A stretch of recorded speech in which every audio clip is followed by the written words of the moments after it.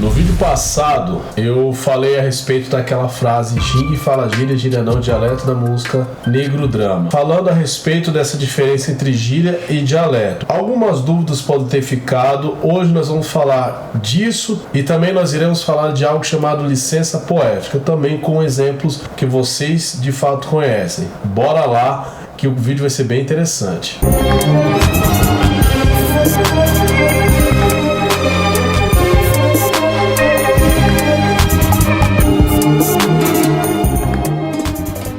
Salve, meus queridos, bora lá! Como eu disse no vídeo passado e já disse em outras vezes, o dialeto é uma forma com que um povo fala uma determinada língua. São as características, toda a particularidades que um determinado grupo fala. Aí, olha só, pode ter ficado uma dúvida. Olha, mas se a gíria também é uma forma que um determinado grupo fala, qual que seria a diferença de fato entre gíria e dialeto? Não sei. Vamos começar por quê? Dialeto é um sistema.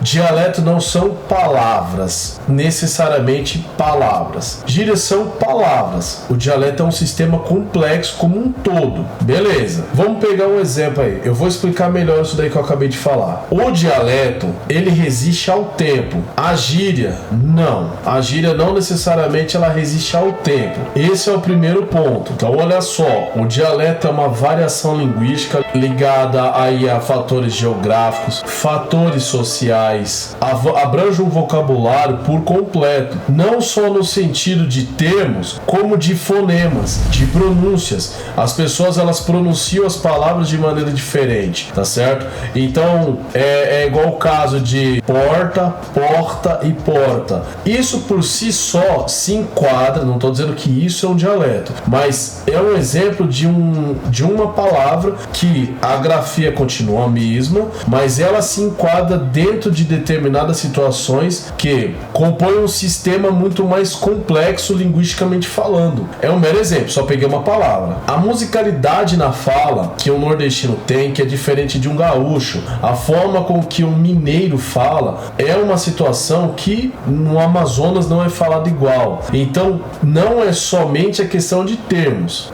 A gíria já é uma coisa utilizada por um grupo um pouco mais restrito, e este grupo em particular tende a não perdurar por muito tempo. Se eu falar pra você hoje, vou pegar aqui, sei lá, São Paulo. Ah, mano, eu tava em tal lugar, eu fui tomar um café, o patrão me deu um galo pra eu ir tomar café. Você vai entender? Talvez não, porque essa expressão galo é uma coisa que as pessoas mais velhas falavam, as pessoas mais antigas falavam. Galo é nota de R$50. Você já ouviu isso? Já ouviu isso alguma vez? É uma gíria que tá praticamente totalmente desuso. Algumas pessoas podem até falar, mas é muito raro isso daí. É diferente da gíria cachorro. Quando eu era mais novo, não era tão comum. Hoje em dia todo mundo fala, e aí, cachorro, não sei o que, cachorro. Entre outros animais aí. Entre outras partes do corpo aí com um aumentativo aí. Que era ofensa e já não é mais. Entre aspas, não é mais, né? Pra mim continua sendo. Mas tudo bem, é comum ouvir isso daí.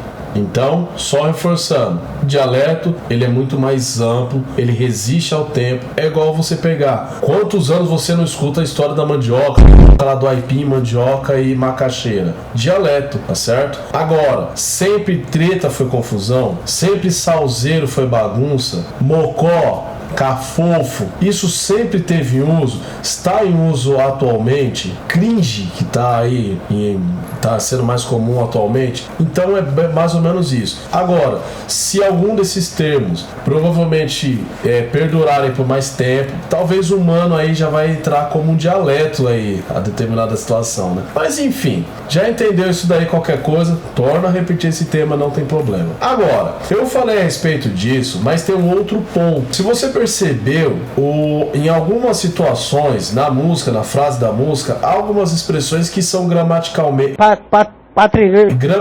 falando, incorretas. Isso está de todo errado? Não. Isso se chama liberdade poética. Aquilo foi intencional. Nós é isso e aquilo. Não é nós somos, é nós é, entendeu? É igual Vida Louca Parte 2. Programado pra morrer, nós é. É assim, não é programado para morrer nós somos, programado para a morte nós somos. Não é isso. Programado para morrer nós é. O nome disso é licença poética. Quando que a licença poética ela adentra? Dentro de determinadas situações. Primeira e mais importante, ela deve fazer parte de um texto literário, de uma música, de um poema, de algo no quesito artístico, beleza? Se você encontrar licença poética aí no jornal, num texto acadêmico, aí neste caso é ele mesmo, não tem que falar, tá errado. Um outro ponto é, a licença poética, ela é feita quando a pessoa conhece a língua e ela conhece os termos dessa língua. E aí ela consegue mudar, quando ela é proposital. Eu vou pegar um exemplo aqui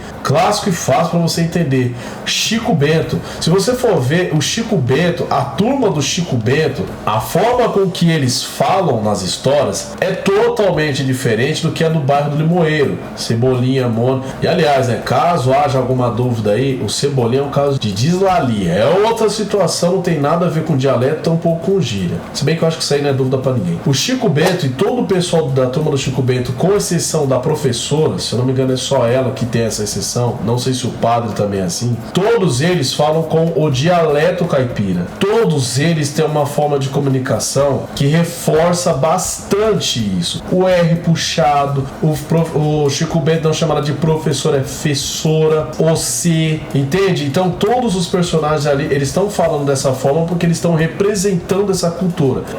Ninguém aqui vai falar que o Maurício de Souza não sabe escrever. É óbvio que ele sabe plenamente o que ele está falando. E ali ele está representando essa situação. Eu acho que daí vai ficar bem claro a respeito disso. Então ele consegue transmitir isso por intermédio da linguagem dessa forma, chamada licença poética. Ela é um pouco controversa até certo ponto. Vamos pegar aí Guimarães Rosa, um dos maiores escritores brasileiros. Guimarães Rosa, ele tem uma das particularidades da linguagem dele é que ele coloca muitos neologismos ali na língua. Ele cria alguns termos, tá certo? Esses termos em particular, ele tem essa licença poética, essa liberdade gramatical para fazer isso. Ninguém há de dizer que ele não sabia escrever, porque ele sabia muito bem, entende? Mas ele consegue mudar isso para trazer mais característica, mais peso da regionalidade. Isso é aceito por todos? Não. Presta atenção aqui. Um outro escritor de peso também brasileiro é o Ariano Suassuna. Caso você não saiba, ele é o que fez aí o Alto da Comparecida. Guimarães Rosa foi o que escreveu Grandes Sertões Veredas, entre outros livros dos dois, né? Mas são os mais conhecidos. O Ariano Suassuna, ele já observa isso de outra perspectiva. Eu vou colocar alguns trechos de uma entrevista do Ariano Suassuna que ele fala a respeito disso, e ele não tem a mesma visão de eu vou representar o povo, a fala da população de maneira errada. Não, na visão dele, ele deve escrever gramaticalmente correto, mas colocando o espírito regionalista, o espírito da coisa no contexto, na história, e não necessariamente na letra. Para ele a letra é um detalhe nesse ponto, nessa perspectiva. O que ele quer mostrar é o sentimento carregado no texto. Dá uma olhada aí. Uma coisa que a mim me incomoda muito como escritor é porque normalmente as pessoas não distinguem a linguagem escrita da linguagem falada. Mas eu acho que existe até um preconceito contra o povo. Eu digo nós, eu não digo nós, não. Eu digo cadeira, eu não digo cadeira. Mas se me botam como personagem, escrevem cadeira e escrevem nós, N-O-S. Agora, se é o pessoal do povo, faz questão de botar nós vai, não sei o quê. Eu acho que isso é uma falta de respeito com o povo. Você já ouviu o Alto da Comparecida? Já viu? Já li, né? Já vi o filme. Já leu, inclusive. Você pode procurar, não tem um erro de português ali. Tá certo? Eu procuro atingir o espírito da linguagem popular e não a letra. Cervantes dizia, Cervantes que não era nem brasileiro nem português, ele dizia: o português é a língua mais sonora e musical do mundo. Então a gente tem o dever de respeitar essa língua e procurar nela, fazer dela uma fonte de beleza. Eu acho que você conseguiu identificar isso daí. Então há ainda divergências entre determinados escritores e escritoras, tá certo? Há perspectivas diferentes sobre esse assunto. O que vale é você entender que há determinados contextos para uso. A fala é uma coisa, a escrita é outra coisa. Um texto jornalístico é diferente de um poema, é diferente de uma história em quadrinhos. E se porventura, vamos colocar que na escrita ela fosse representada exatamente séria, certinha, se isso fosse ser interpretado, o sotaque tinha que estar ali presente. E sotaque está dentro do dialeto. Então entende, meu nobre, qual que é a diferença de uma coisa para outra? Quando uma pessoa faz, não quer dizer que ela está fazendo que ela não sabe escrever, não sabe produzir. É intencional. Se ficou alguma dúvida, comenta aqui embaixo o que você tem achado, porque é de graça. Você tem a liberdade para fazer isso. Basta apenas mandar um comentário, qualquer tema, sugestão. Nós estamos aqui para isso, beleza, meu nobre? Acabou o vídeo! Foi!